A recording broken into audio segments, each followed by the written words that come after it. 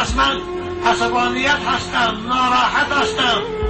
خب در پیشگاه خدا خجالتمند حس میکنم که امروز جوانای ما، دخترای ما به این حد رسیدن ما علماها پروا نداریم.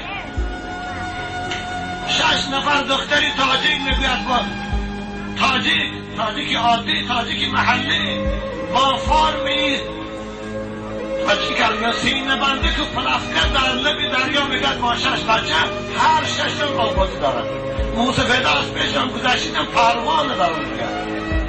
دختری محلی تاجیک با پلافکو با سینه بنده در کوچه، در جایی که آدم ها ره گذرن در لب دریا آبادی دارد. مگر حیا کجا شد؟ مادرهای عزیز شاید همون دختری من شما هستند. وای چگونه آینده مادر میشود، وای چگونه آینده برای جامعه ما نسلی سالم بتید. اگر امروز ما همه خاموش استیم گویم این دموکرات است، اختیار به دست خودش است، تا فردا پس فردا این وبا عام بشود، دخترای ما و شما را هم فرا بگیرد. پیغمبر گفتن یک گناه وقتی که ظاهر شد که پیش راه او رو نگیریم بعد از آن زمان عام را فرا بگیرد. این دموکراسی است ممکن.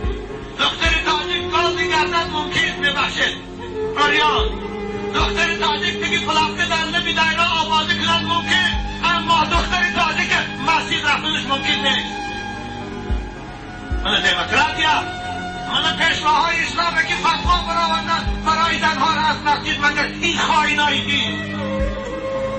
چون برای این فتوا نمیبرارن، چون نمیبرارن در پیرزا گویا دخترهای تاجیک شما این مسئله به دریا پرسیل نبنده کن پلافکه آبادی کرد، چون نمیبرای ازش.